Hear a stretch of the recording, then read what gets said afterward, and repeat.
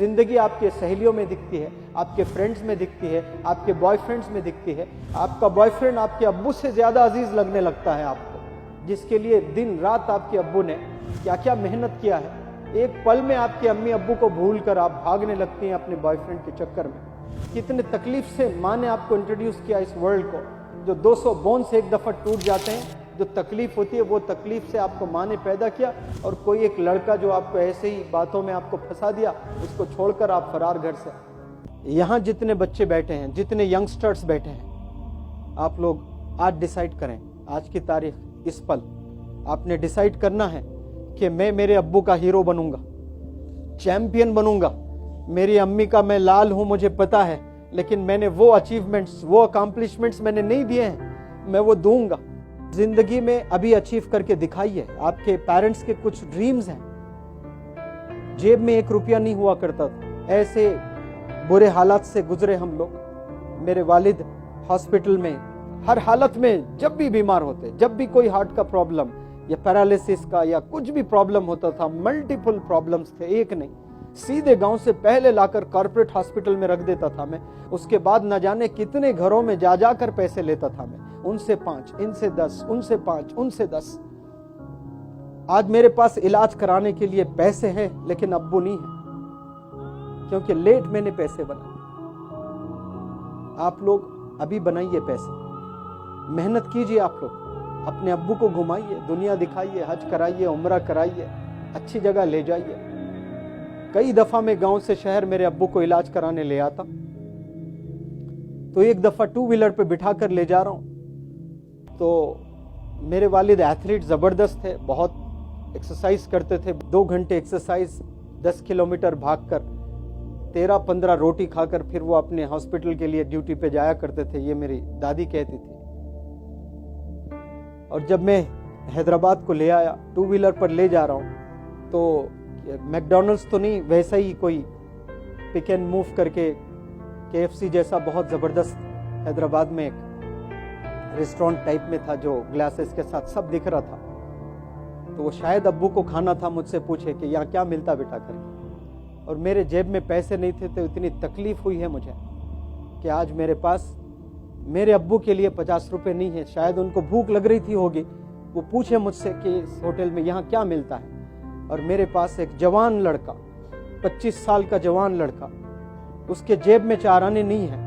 बताओ कितनी तकलीफ होती होगी उस लड़के को, जिसके जेब में पैसे नहीं है। और वो उम्र में आपको सेटल होना होता है, मेहनत करके कामयाब होना होता है उस उम्र में। आज हमारे जेब में कुछ नहीं होता है, सिवाय हीरो हीरोइंस के चर्चे, और कुछ नहीं है हमारे पास। कितनी तकलीफ से गुजरा हूंगा मैं, जब मेरे पास में 25 रुपए में शायद उस वक्त में बर्गर आया करता था होगा, मेरे जेब में 25 नहीं थे। मेरा दिल करता था कि काश मेरे पास 25 रुपए हो, मैं मेरे अब्बू को बर्गर खिलाऊं। एक दिन स्लम में गया पढ़ाने के लिए, 1-2 महीने का प्रोजेक्ट, 15 दिन के बाद बच्चे बेहोश होकर गिरने लगे। मैंने पूछा, आप क्यों गिर रहे हो बेटा, नाश्ता किए कि नहीं, मैंने पूछा। 5-6 बच्चे तो बोले कि नाश्ता क्या होता है सर, हम लोग कभी जिंदगी में सुबह का खाना खाए ही नहीं, जिंदगी में नाश्ता मैसर ही नहीं हुआ वो लोग को। फिर मैंने सोचा आज मेरे पास पैसा है, उस वक्त नहीं था जब मैं अब्बू को 25 रुपए का एक बर्गर देना चाहता हूं, नहीं था मेरे पास में, आज है मेरे पास पैसा। तो हर दिन मैंने वो 100 स्लम के बच्चों को खिलाते हुए पढ़ाया। एक दिन बर्गर खिलाया 100 बच्चों को, एक दिन जो है इडली खिलाया, एक दिन डोसा खिलाया, एक दिन पूरी खिलाया। जबरदस्त कैटरर से मैंने बात किया, एक स्लम में मैं पढ़ा रहा हूँ, आप रोजाना सुबह में आकर यहाँ 100 बच्चों को खाना करना। मैं एक मेरे दोस्त दोनों मिलकर पैसे जमा करके रोजाना हम लोग खिलाए। लेकिन वो सेटिस्फैक्शन मुझे नहीं मिला। काश वो दिन मैं मेरे अब्बू को खिलाता। वो खाना चाह रहे थे, मेरे जेब में पैसे नहीं थे। आप लोग मिलेनियर्स बनिए, सिर्फ अपने अब्बू को ही नहीं, दुनिया को भी आप कुछ कर सकते हैं। आज मैं पैसे बना रहा हूं, मेरे पास मेरे अब्बू नहीं है, आपके पास आपके अब्बू हैं। कामयाबी आज हासिल कीजिए, अपने अब्बू को खुशी दीजिए। वो चाहते हैं, वो देखना चाहते हैं कि आप कामयाब हो जाएं, जल्द से जल्द कामयाब हो जाएं। लेकिन आपको जिंदगी आपके सहेलियों में दिखती है, आपके फ्रेंड्स में दिखती है, आपके बॉयफ्रेंड्स में दिखती है। आपका बॉयफ्रेंड आपके अब्बू से ज्यादा अजीज लगने लगता है आपको, जिसके लिए दिन रात आपके अब्बू ने क्या क्या मेहनत किया है। एक पल में आपके अम्मी अब्बू को भूल कर आप भागने लगती हैं अपने बॉयफ्रेंड के चक्कर में। ये नहीं सोचती हैं कि आपको पैदा किसने किया, कितने तकलीफ से माँ ने आपको इंट्रोड्यूस किया इस वर्ल्ड को। जो 200 बोन्स एक दफा टूट जाते हैं, जो तकलीफ होती है वो तकलीफ से आपको माँ ने पैदा किया, और कोई एक लड़का जो आपको ऐसे ही बातों में आपको फंसा दिया, उसको छोड़कर आप फरार घर से।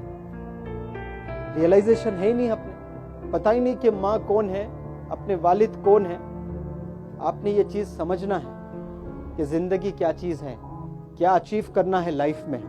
और ये ट्रांसफॉर्मेशन सिर्फ एजुकेशन से आता है, याद रखना। मैं सिर्फ फार्मासिस्ट था, गवर्नमेंट जॉब मैंने छोड़ दी है। इंग्लिश जब सीखने लगा तो लगा कि इंग्लिश से ही मैं करियर बनाऊंगा।